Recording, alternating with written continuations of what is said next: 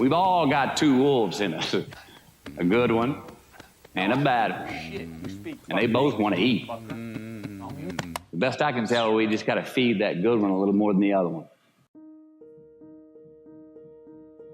Happiness is an emotional response to an outcome.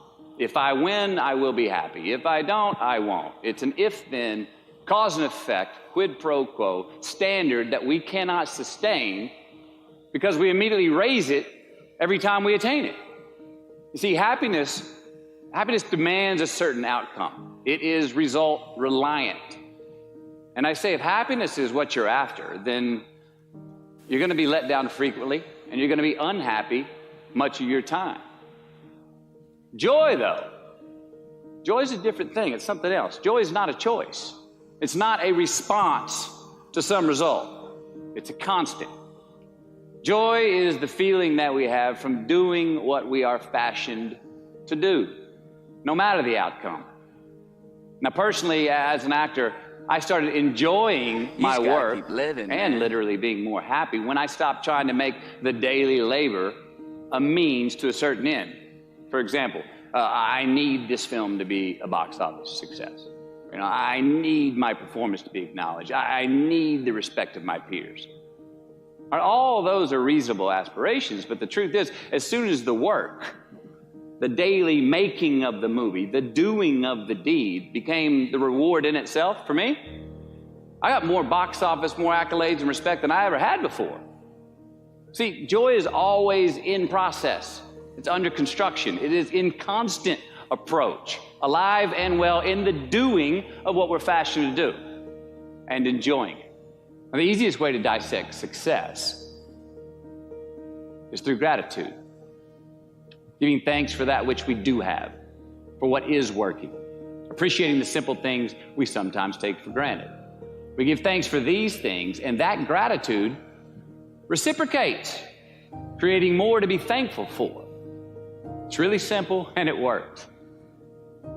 Now, I'm not saying be in denial of your failures. No, we can learn from them too, but only if we look at them constructively, as a means to reveal what we are good at, what we can get better at, what we do succeed at. All right, life's a verb.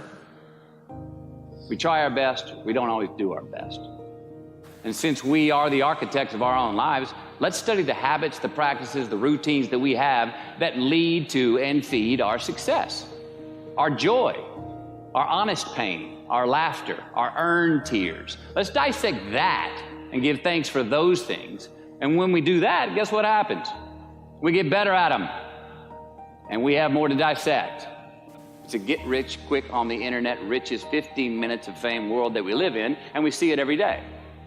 But we all want to succeed, right? So the question that we got to ask ourselves is what success is to us, what success is to you. Is it more money?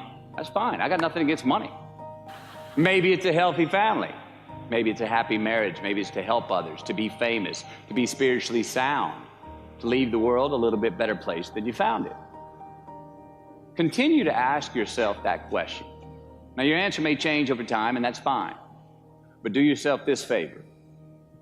Whatever your answer is, don't choose anything that will jeopardize your soul. Prioritize who you are, who you want to be, and don't spend time with anything that antagonizes your character. Don't drink the Kool-Aid, man. It tastes sweet, but you will get cavities tomorrow, all right? Life is not a popularity contest. Be brave, take the hill, but first answer that question, what's my hill?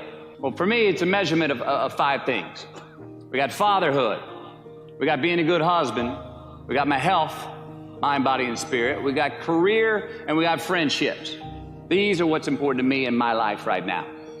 Because I want to keep all 5 in healthy shape. And I know that if I don't take care of them, if I don't keep up maintenance on them, one of them is going to get weak, man. It's going to dip too deep into the debit section. It's going to go bankrupt. It's going to get sick, die even. So first, we have to define success for ourselves.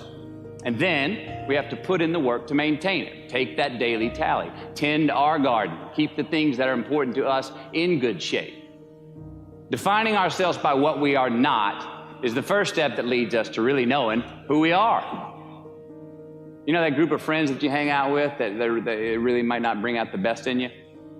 You know, they gossip too much, or they're kind of shady. They really aren't going to be there for you in a pinch. Or how about that bar that we keep going to that we always seem to have the worst hangover from? Or that computer screen, right? That computer screen that keeps giving us an excuse not to get out of the house and engage with the world and get some real human interaction. Or how about that food that we keep eating, the stuff that tastes so good going down, it makes us feel like crap the next week, when we feel lethargic and we keep putting on weight? Well, those people, those places, those things, stop giving them your time and energy. Just don't go there. I mean, put them down. And when you do this, when you do put them down, when you quit going there, and you quit giving them your time, you inadvertently find yourself spending more time and in more places that are healthy for you, that bring you more joy. Why? Because you just eliminated the who's, the where's, the what's, and the when's that were keeping you from your identity. Like, trust me, too many options, I promise you this, too many options will make a tyrant of us all. All right, so get rid of the excess, the wasted time. Decrease your options. If you do this, you will have accidentally, almost innocently, put in front of you what is important to you by process of elimination. Knowing who we are is hard. It's hard. So give yourself a break. Eliminate who you are not first, and you're going to find yourself where you need to be. Make voluntary obligations. I'm talking about the ones that we make with ourselves, with our God, with our own consciousness. I'm talking about the you versus you obligations. We have to have them.